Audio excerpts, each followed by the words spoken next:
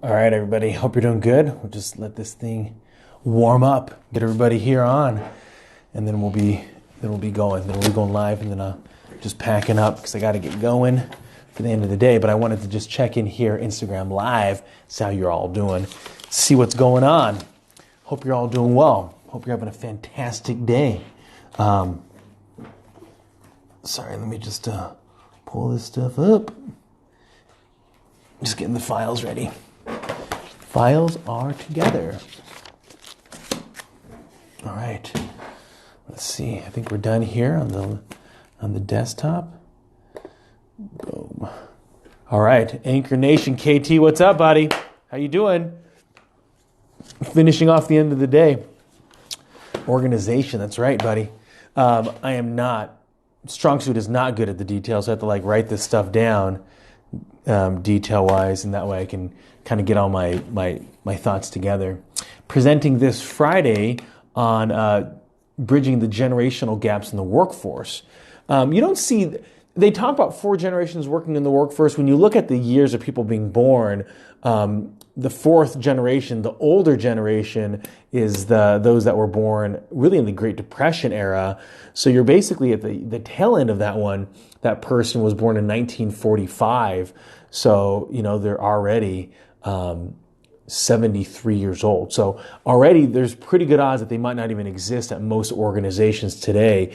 Or if they do, they're working in a very part-time basis. So pretty interesting. You got to love every new generation. Laser mode for me today. That's good. You can learn from a 4-year-old. Yeah, you can learn from anybody. And so the problem, though, in the working context is that not everybody has that attitude, KT. That's the problem.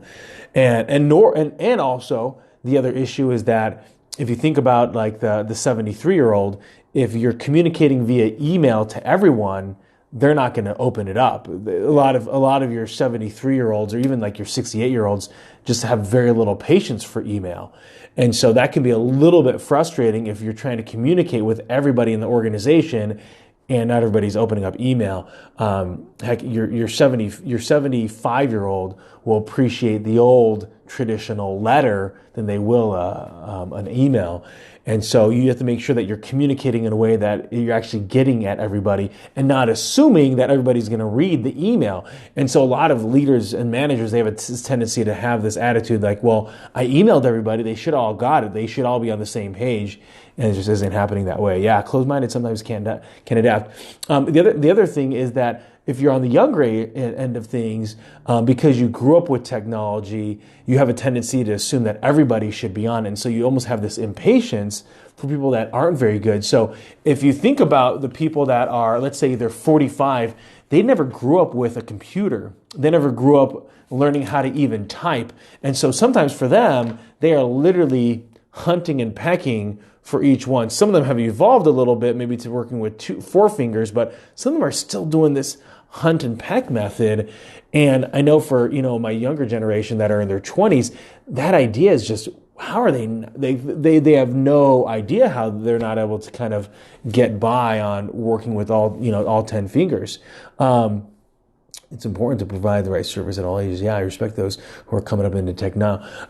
And so what's interesting is really comes down to, although a lot of managers, a lot of leadership know that they should be doing it differently. They know they should be communicating, checking in with each individual, because each individual has a different attitude towards the company culture, towards how things are being done. And yet, although it's 90% of managers and leaders will say that they need to know exactly what's going on with their employees, very few, percentage-wise, are actually getting the job done. And actually knowing how they should be communicating with everybody in their organization. And so it's really interesting that you have this, this blatant, obvious answer that basically, 90%, that's an A. Everybody basically knows that they should be communicating effectively with their with their people. And I'd say the 10% that didn't answer that probably feel like they're already doing it. So they answered it in a wrong way.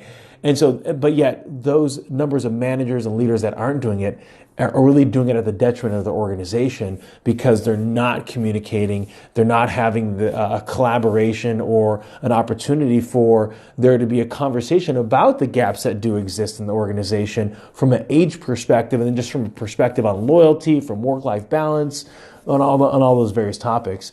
The few that do are the ones that knew. Yeah, absolutely. I don't know if you meant to rhyme there, but you totally did. And so those leaders and managers that are able to take that step back and say, okay, this is how we're going to do things, end up being able to bridge that gap. And so I'm just formulating some of my different thoughts in regards to the different generations you have. So that your baby boomers, they're basically 1946 and 1964. Then the next is the Generation Xers, which would be me, Generation X. The next ones are the Generation Y, and your final ones are the Millennials, and the next one's Generation Z. So those are coming up, right? So Millennials typically, sometimes people will combine X and Y together, but the way that we grew up, it's very different, right? So somebody that's born at the tail end of a Generation Y would be they're born in year 2000. That is not even like we're miles apart, right? That's a 21-year difference. I was working by the time that they were just born. And so our experiences are totally vast. So I'm not a millennial, although that from a baby boomer's perspective, if they're like born in 1950, they might view me in that capacity just because I can engage with someone at that level. But I'm really kind of the bridge between the baby boomer and the newer associates, the millennials. And so it's a really interesting place to be in. And so for me, I like to kind of talk through these topics before I give a presentation, so that way I can clear out some of my own thoughts through talking it through. I'm definitely one of those unique personalities that I can literally talk off the cuff on topics that I know. You know, I'm not going to go and talk about politics because it's something that I keep up with, or nor am I going to talk about the search engine optimization of Google. Like I just don't know that context. And so for me though, when I talk, I can actually have the unique opportunity to actually find like what I feel is like the right message, the right theme, the main point on where I want to go with things. Where for other people, they need to literally write it down. They need to like the outline. They need to even write it word for word so that way they know exactly how to give the presentation. So it'll be really, really fun to be able to give this presentation on Friday. I think we already have about a dozen people that have already RSVP'd. A friend of mine and she and I are going to be doing it, so those should be a lot of fun. Brain Spanking News. Hey, by the way, loved the cool little, what is it, maybe 15, 20-second video for Brain Spanking News. That was really cool. I was hoping that was just the intro and I was going to get some more meat to it, but nonetheless, really cool video. Can't sleep on anyone though. We all got talent. It's true. Talk it out. It's key. And hand gestures. Love hand gestures. I'm a hand guy. That's what I do. I will say though, unfortunately, if you are live with me, I do have a tendency to spit when I talk. So that is just a downside for some people. Apologize. If you're locally, then you get a little bit of the splash. Because I get excited, and so when I get excited, I have a tendency not to take a breath, and then by not taking the breath, you're not swallowing your saliva, and then it comes out, boom, boom, boom, boom, all over people. So the Italian side of Sherman, it's in all of us. It totally is. And so that's what's on my mind right now is having this conversation. And I wanted to at first I entitled it Closing the Gaps. But it's more like the reason why I use the word bridge, because it's meant to be figuratively speaking, that you're taking some different movements to go from one generation to the other, to defy all these set stereotypes that we have. Because I literally was talking to my mom over the weekend, and she wants to do like a joint podcast, and she and I have used Snapchat before and Marco Polo, and so even though she's a baby boomer, she and I are able to go back and forth into this, into technology. So she's definitely one that's not abrasive to technology. She sees the opportunity in engaging with people through technology and doesn't find it cumbersome. Hey, thanks, man. Video link is in the profile. Awesome. I will check that profile out then. I know what you mean. Ooh, NYC signs. 141. thanks for joining. So that's kind of where I like to use live sessions to be able to talk about some of these different topics that I'm going to be addressing, and it helps me just air out some of the bumps, the ums, the pauses, so that way it's a little bit more powerful. The pause is extremely powerful from a public speaking perspective, especially if you feel like you might have a restless group of individuals. They might be talking, they might be fidgety, and you just stop. And that pause in a room, especially an audience of, let's say, 100 people or more, is extremely powerful, really gets everybody taking notice. You could drop the mic as well. That's like literally drop the mic, not like, boom, what's up? From a fire perspective, you are literally dropping it, and that thud, boom, it totally can silence a room, which is pretty powerful. Defy the types, inspire the new pipes. I think, KT, you're just rhyming at this point, and I respect that, man. The pause, it really is. And when you first are doing public speaking, especially the larger the group, the bigger the audience, you have to have almost over energy than what you typically have in a normal context, because you need that energy to flow throughout the entire room and for it to be felt all the way into the back row. And if it's just coming across as a little bit flat, then it's just not going to be felt by that person that's watching, and they're going to end up not really feeling a part of it. The other thing that I would say for a lot of people is they get stuck on people with using their cell phones. For me, I'll tell you, use the cell phone. You want to record this for your own enjoyment, feel free. You want to go live session with this, feel free. Because for me, it's just another opportunity for that person to now broadcast me to their audience, and I'm totally down with that. Broadcast me all you want. I'll take it. Yes, I love to rhyme. And I'm a believer that part of, public speaking is a little bit of showmanship in there. There's a little bit of entertainment. So my role is to be able to be so inviting and entertaining that you literally put that down and you are totally engaged. If I'm not pulling your attention in, then I haven't worked hard enough to be able to gain your trust, to gain your attention. And so that's where it becomes extremely powerful. Amy, what's up, girl? Whoop, whoop. How's Houston? You guys are finally warm again. Start with a question. Ooh, nice. Nation of leaders. That is a very powerful way to be able to get people engaged with the audience. And sometimes I've seen people use this where they have like the screens behind them is they use the cell phone. So people can respond via text, and then their responses go up, and you can see the percentages hitting up. And I think that's a great way for people to use their cell phones. And I just like the idea. Just feel free to just pull out your cell phone, start recording. Take a photo of me. You want to post it up. At Sherman On. So basically, what you're doing is you're giving them the permission to be able to engage with you while you're presenting, and it's okay to use their phone. And I think that's, again, it's just another way for you to be able to tap into somebody else's audience, and they might go, oh, who's this crazy Asian dude you're rambling on over there? I want to go check this dude out. And then all of a sudden now you have another follower. And at the same time, you're not begging. You know what I mean? They'll be like, oh, please share me. Like, oh gosh, if I see another post that asks me to rate their podcast, I will unfriend that person. I'll stop following them. Stop asking me to rate your podcast. If your podcast is rateable, then it gets rated. If you need to ask me to come leave a comment, then it's not that good enough. Okay? It just isn't. It just drives me bonkers. We live in an overly surveyed business world today. I cannot buy a Taco Bell taco without being asked how my service was. Guys, I drove through the drive-thru. I talked to a little box. That person brought me the taco. I ate it. That's it. It was 89 cents with tax. Maybe I paid 92. I don't need to give you a survey on how that person was at answering my. Now, if you need feedback on how that person was doing, I think we need a different metric on how we're measuring people at work.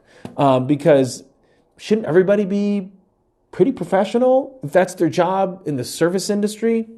Let's think about that a little bit. Anyway, always do things and expect nothing in return. That's my belief. Yeah, you know what's interesting, KT, as you bring that up, is expectations can totally mess things up for a lot of people.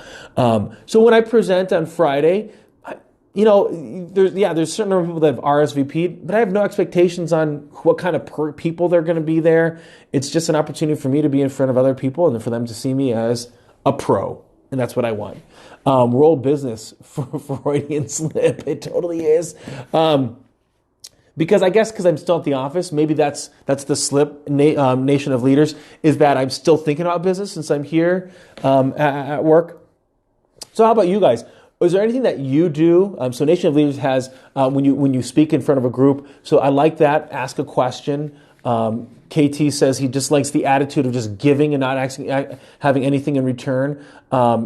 It really is. When we start giving these expectations for people, that's when we start getting disappointed. And sometimes we shouldn't have any expectations based on what's going on. So it reminds me of the person that, I'll talk to, and they'll be like, oh man, I didn't get enough people there at my seminar. I thought there'd be tons of people. And I'll ask them, well, how long have you been doing it? And they'll be like, oh, it was my first one. And I'll say, well, how many people did you think would come? Well, no, I thought there'd be like 50. I mean, what are you basing that on? I don't know. I just thought that was a good number. And so the problem is that they had this expectation that they'd get like, half of 100, double digits of people, and they have no context for that. It wasn't like 80 people RSVP'd, because if you're familiar with public speaking, you might have 100 people that have said they're going to come, and then maybe 75 come. Or even if people are paying to come, not 100% will come. There are people that don't show up. Unfortunately, people do get in accidents, or life comes up where all of a sudden, they thought they could leave work early and they can't because they had this, 3 people called in sick today. Actually, I just got a text message about that. A buddy of mine was like, hey, can't meet up later at 6 o'clock because I got 3 guys called into work today and I got to cover all their work today. So he's totally still at the office. One is all you need to do is spark and to get it done. Some people come out with the power song and then come out and kill it music. Ooh, I like that. I like the music song. So for me, and when I pick a music song, if anyone's ever asked me when I come public speak, I want The Man. For those who are familiar with it, I'm not going to sing it because I'm a horrible singer. And I'm one of those people that I tune things out in the car sometimes. And so music's one of them. And so I have no idea what the lyrics are. I just know it's like, I'm the man, I'm the man, I'm the man. That's how I know it. Nation Leader, love the ideas. So one thing that I do come out with when I public speak, and I'll ask them if they're kind of okay with it, guys, is I'll come out with this. So here, where I'm going to put it out. And because you've seen me, if those that follow me, you know that I do this quite a bit here in the office or at a gas station or just wherever I want. Whoa, caught the selfie stick on that one. That was like a face plant ready to happen. Okay, it's because this cord is super long. Okay, so what I will do when I'm public speaking and I come out is I will tell people that I brought this 35-pound weight. And then I'll go and I'll start to do these right in front of them. And then you can see that I'm counting here with my hands, but I start the presentation out that it's important, it's necessary to feel uncomfortable in order to have growth. That without pushing ourselves, we won't build anything. And so for them, number one is I want the guys there to know that I can probably lift more than them. I want them to know that for a fact. And I want them to see it because it's a show me world. And they're going to see me and they're going to get, and for me, I'm going to get the respect. And number two is I want to be able to have a visual of being uncomfortable and getting outside your comfort zone. And that helps people. It helps me feel uncomfortable, helps me grow. And it's proofs in the pudding. Let's see what we say here. Let's see. Good catch. It grabs the attention. Good to great attention getter. Yeah. Sorry, got to run. Hey, brain spanking new. You do what you do. Later. Alex, welcome to the show. 3DDY. Later, BSN. Yeah. Haha. Get your workout in, son. Yeah. So today I was able to. I got in 9 sets of hammer curls. And now that was my 7th set of just regular curls because I was on a conference call today. And so went to the bathroom, come back, do 20 of those because it doesn't take very long and you're able to get it in. That's how, when I first started doing that at the office, by the way, I was doing a 20-pounder. And now I'm at a 35-pounder. So And it was 3 years ago. So it takes time. So muscles aren't built overnight. All right, everybody. So those are my thoughts. Appreciate your thoughts on public speaking. If I could be of any value to you, please let me know.